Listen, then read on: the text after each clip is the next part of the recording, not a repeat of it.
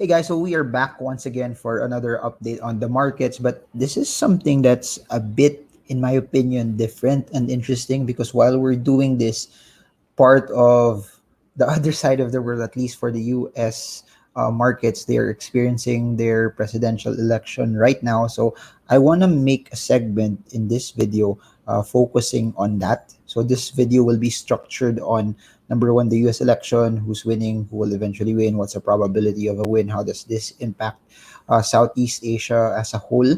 Then I want to talk about also the Philippine markets today. As you all know, they voted at evening our time yesterday. Evening our time yesterday. It was morning in America. Then they started counting also. So a large chunk of the votes came in when the markets opened. I want to talk about the markets as a whole. Then I want to talk about also how U.S. markets close. Then we will end everything talking about the U.S. market, the Philippine stock market, or at least the charts as a whole. So this is coming out somewhere around 7 p.m. Expect a video in my main channel at 8 p.m. Then another video, I want to talk about Jollibee because it moved up significantly today. We're going to talk about that. We're going to talk about what the chart is telling us as well. So that's coming out a bit later. Then your normal stocks by request. So since this is our first video for the day, comment your questions and I'll answer that for a video later on tonight. Then comment also the stocks that you guys want me also to analyze as part of our stocks by request. So by the way, if you're new to this, my name is Marvin German. I'm a stock market trader and investor, and I create daily videos like this to analyze the markets and to give you a sense also of what's going on.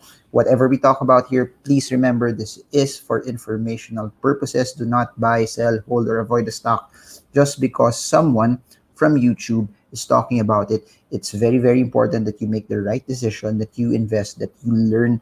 And as you start learning, you have full responsibility of how you want to deploy your capital. So by the time we're making this video, what's so interesting right now in terms of at least the US elections is basically they need to have 270 electoral votes to win. Please do remember for our Philippine audience that it's different from elections in the US are different from elections in the Philippines. The Philippines, it's a popular vote, meaning hindi yung pasikatan na popular vote, but who essentially has the most number of votes will become the president. If you lead by 1 vote, 10 votes, 100 votes, then you become the president or you win the election. In the States, they have what you call an electoral college.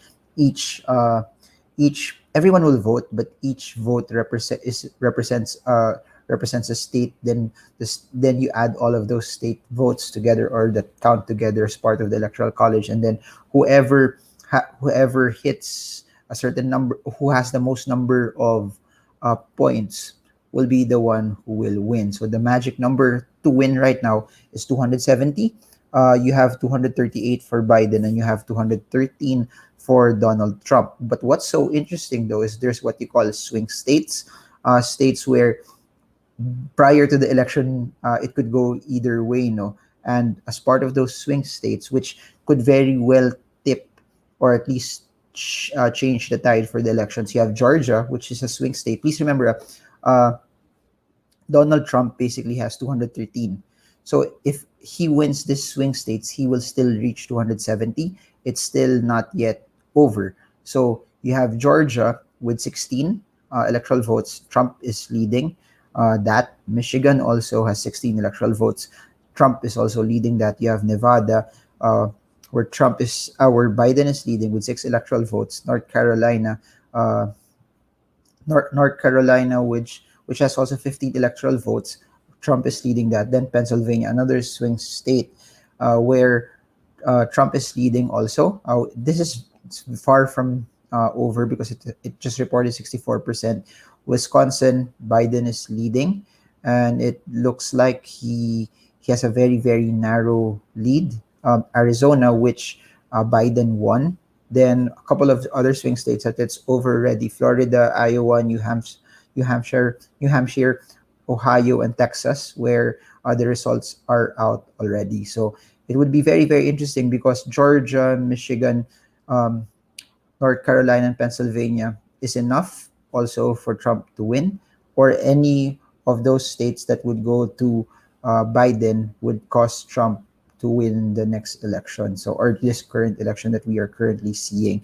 And I just want to point out also that um, I just want to point out that from all of this, no, the large, that's why the focus sometimes for a lot of these elections are on those states that have a large amount of large populations. And historically, uh, Democrats, which Biden is part of, normally would take California, which is already 55. Then they would normally also win New York, which is 29. So those areas where it's relatively more liberal, that's where Democrats normally would win. So if you add that 55 plus 29, that's roughly around 84 votes.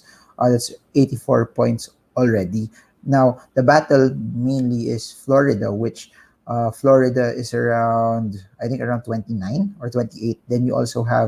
Um, then you also have Texas, which is a very, very, very large state as well. Texas is around 38 votes, so somewhere there. So Florida was won by Trump, Texas was won by Trump. Then you have California and New York won by Biden. But they would normally say whoever wins Florida may essentially win. But I think for today, or at least for the 2020 elections, it's all about also Pennsylvania. By the way, if you're watching this for the first time, or you've been a long time follower, I normally don't talk about politics, but it's so interesting to note now what's happening overseas, especially the US, because what happens in the US will greatly affect what's happening to us, even if we are on the opposite side of the world. And the reason why I'm saying that also is that please do note that even if Biden wins, one of the biggest issues that I'd like people to note is that um, one of the things that was talked about between, for at least for the Trump administration, was a trade war.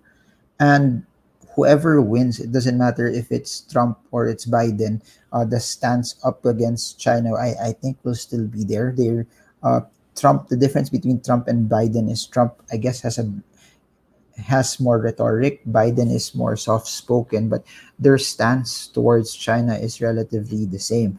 Now, looking at how the markets reacted, the S&P 500 closed up at 3,369. It was up 1.78%, while the Dow Jones Industrial Average also closed up at 27,480, up 2.06%. Then you have the Nasdaq.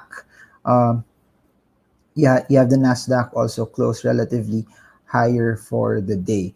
Looking at least, let me check this out. Looking at futures, um, as you looking at futures, S&P is slightly up, 0.75%. Nasdaq is up 2.92%. Then you have the Dow slightly down, 0.03, at least from the time that I'm analyzing this. What's so interesting though about this is the PSEI was on a tear today. It did massively well. It pushed higher, better than what we've seen in the previous days. Value turnover was around 6.67 billion, and then we saw the markets push up 2.03%, up 128.49 points, putting the PSEI to close at the 664 64.05 level. I'll show you the charts in a bit, but if you look at it also, Dito again led the charge, 777 value turnover, BDO 374, SM 336 million, Jollibee up 300 million. It's 185 pesos per share, and that's why I want to talk about it individually in another video. Then you have Ali up also 1.68, Security Bank up also 1.27, value turnovers 223,000, Globe 2,000, value turnovers 208, GT Capital's up. A lot of the large cap stocks for the day, from property to banking to telco to the conglomerates, they're all massively up for the day. And if you also include Dito and Converge as part of it, value turnovers for those stocks were relatively high. Now, looking at the chart, this is how it basically is. Uh, it made a very, very interesting breakout already. If you remember what I said from the previous videos, that there's a resistance at the 6372 level, and if you look at the resistance at the 6372 level here, we saw the market start to not we saw this this level not hold its ground. Selling happened 1, 2, 3, 4 days of quick selling, allowing this particular range to be broken. Now, that being said, because of today's breakout, because of the market uh, closing at 6464, our next possible target, our next possible resistance, right here, if 6372 will hold, is somewhere around here, the 6570 level. So please do note this. If I'll zoom out, it still doesn't change things that from this point of view, it still needs to break out the 6582 level to see it get out of the slump where we've seen it move, at least, or at least consolidate into a sideways direction. But that being said, no, this upward trending line that I posted or that I plotted, that started around March, April this year is not broken. So any other correction that we're seeing or any other downward movement will just merely somehow, some way bring it back to this upward trending line. Will somehow, some way just, if there will be selling that will happen, but it does not break this line, then any shot for the market to go higher is still pretty much intact. So please do write this down. Because of the breakout today, 6372 is our support. Because of the breakout today, 6582 is our resistance.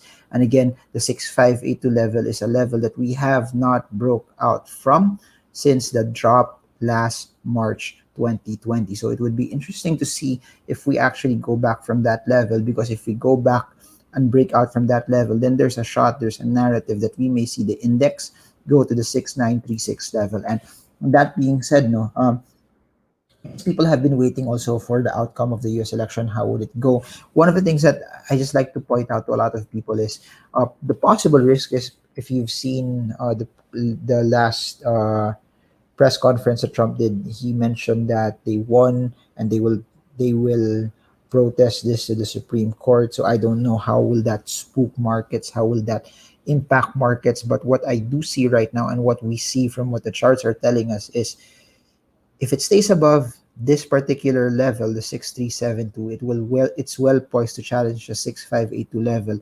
And if it breaks past the 6582 level, then we may see the markets move at least in essence no relatively higher. And that being said, also as of this point in time, we're still above the 200-day moving average, pointing to evidence that, hey, the market may be poised to start to move already from bearish to bullish, brought about by this upward trending line and breaking the 200-day moving average. But I believe it will be capitulated by how it breaks out from the 6582 level. So there, I just want to end this podcast with this, because we're going to do a lot more videos for today. I just want to say this.